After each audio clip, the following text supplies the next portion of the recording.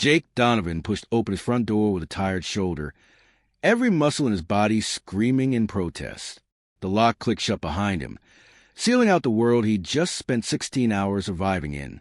Another brutal shift at Wilson Enterprises. Another day of being overlooked, talked over, and worked past the point of exhaustion. He kicked off his boots near the door, the dull thud echoing through the small apartment. Sophie wasn't home tonight. His sister Karen had taken her for a sleepover, insisting Jake needed at least one full night of rest. The place should have been silent. Empty. Peaceful. It wasn't. From down the hall came the unmistakable sounds of movement. Water running, the faint clink of dishes touching ceramic, soft footsteps against tile. Jake froze. Every nerve in his body snapped awake. His heart began to pound, fast and loud in his ears. He reached instinctively for the doorframe, steadied himself, then moved slowly down the hallway. His boots felt impossibly heavy, each step deliberate, cautious. The kitchen light was on. A woman stood at his sink. She had her back to him, sleeves rolled up, washing dishes that Jake knew he hadn't touched in 2 days. The faucet hummed quietly as water streamed over plates.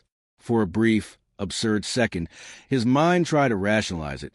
Karen had come back, maybe, or a neighbor, or exhaustion had finally tipped him into hallucination. Then she turned around. Jake stopped breathing. Laura Wilson stood in his kitchen. Not the distant, sharply dressed executive he'd seen only in passing at corporate events or across massive boardrooms. Not the untouchable CEO whose name carried weight through the entire company hierarchy. This Laura Wilson wore a simple white blouse, her hair loose around her shoulders, no entourage, no security, no armor. She looked directly at him. The expression on her face wasn't surprise. It wasn't embarrassment. It was regret. "Mr. Donovan," she said quietly, setting a plate down as if afraid the sound might shatter something fragile between them. "I know you weren't expecting me." Jake's throat went dry. His mouth opened, but no sound came out at first. When he finally spoke, his voice was hoarse. What are you doing in my house?" Laura inhaled slowly. Her eyes glistened, and for the first time in his life, Jake saw uncertainty in the face of the most powerful woman at Wilson Enterprises. "I came to tell you the truth," she said, "about what's really been happening to you at work, about why you've been suffering." She hesitated, swallowing hard. "And Jake, what I'm about to tell you is going to break your heart." Jake stared at her, his mind racing. This had to be a setup, a corporate maneuver, some kind of PR stunt gone horribly wrong. CEOs didn't show up unannounced in employees' homes. They didn't wash dishes in cramped apartments. "How did you even get in here?" he demanded. "Your landlord gave me the key," Laura replied. Her hands trembled as she wiped them on a dish towel. "I told him it was a company emergency." "I'm sorry." Jake let out a bitter laugh. "You're the CEO of a multi-million-dollar corporation. You don't do house calls. So what is this really about?" She flinched, but she didn't look away. "You're right," she said. "I don't do house calls. I've spent 15 years building that company from the ground up, and somewhere along the way, I stopped seeing the people who actually keep it running." She gestured toward the small kitchen table. "Please sit down." "I'd rather stand," Jake said sharply. "And it's Mr. Donovan to you.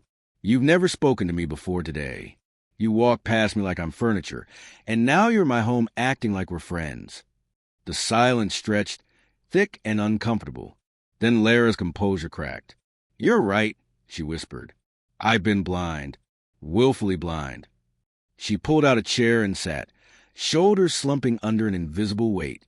2 days ago, I was reviewing financial files, records that didn't make sense. I started digging. She looked up at him. "Jake, do you know why you work 16-hour shifts while other technicians work 8? His jaw tightened. "Because David says we're short-staffed." "We're not," Laura said quietly. "David has been pocketing the budget for 3 additional technicians for the past 2 years. He's been reporting phantom employees and collecting their salaries." The words hit Jake like a blow to the chest. He grabbed the back of a chair to steady himself. "That's not all," she continued, her voice shaking. "Your performance reviews. The ones keeping you from promotion, he falsified them. She leaned forward. Your real error rate is 0.3%, the best in the department. He reported it as 12. Jake's legs gave out. He collapsed into the chair opposite her. Why? He asked, his voice breaking. Because you're too good, Laura said. If corporate saw your real performance, you'd be promoted. You'd be paid what you deserve. And David would lose his cash cow. 2 years.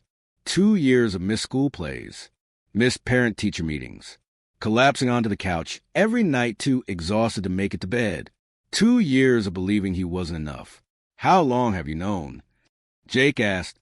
2 days, Laura said. I confronted him yesterday. He denied everything. So I brought an internal audit. By afternoon, I had proof.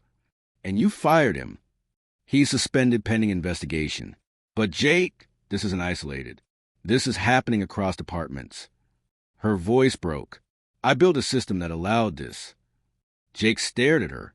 The powerful, untouchable soul looked painfully human sitting at his kitchen table, dark circles under her eyes, guilt etched into every line of her face. Why tell me this? He asked quietly. Why come here? Her eyes filled with tears. Because when I saw your file, she said, I saw your daughter, 7 years old, barely sees her father. Your wife passed away 3 years ago. You've been raising Sophie alone while working yourself to death for people who didn't deserve you. She wiped at her eyes. You deserve more than an email, more than HR apologies. I needed you to see that I know. Something cracked open in Jake's chest. What happens now? He asked. Laura straightened, the steel of the CEO flashing through her grief. Now, she said, I make this right. Jake sat back in his chair, studying Lara's face.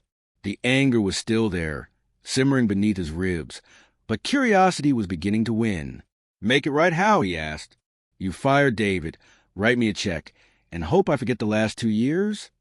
No, Laura said firmly. I'm overhauling the entire system. Independent review boards, anonymous reporting channels, real accountability.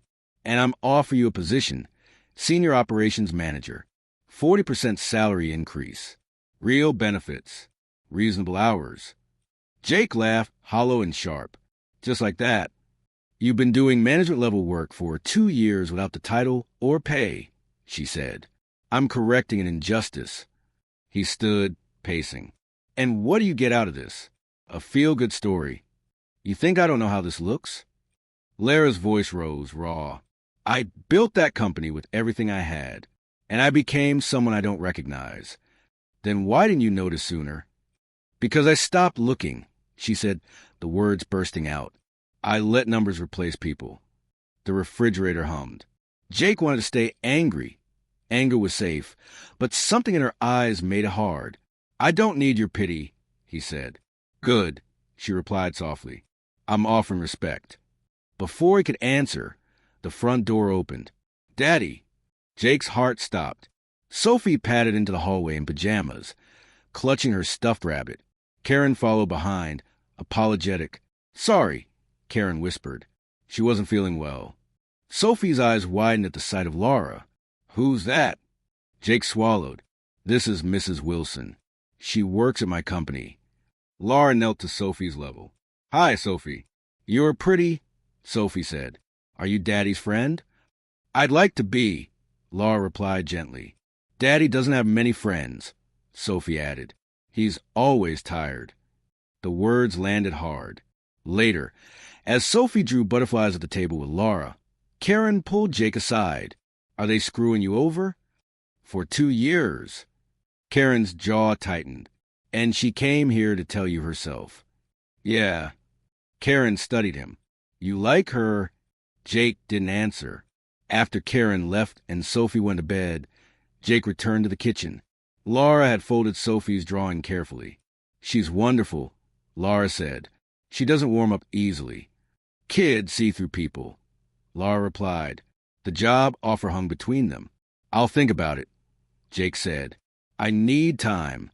Of course. 3 weeks later, Jake walked into Wilson Enterprises with a new badge clipped to his shirt. Senior Operations Manager. David was gone.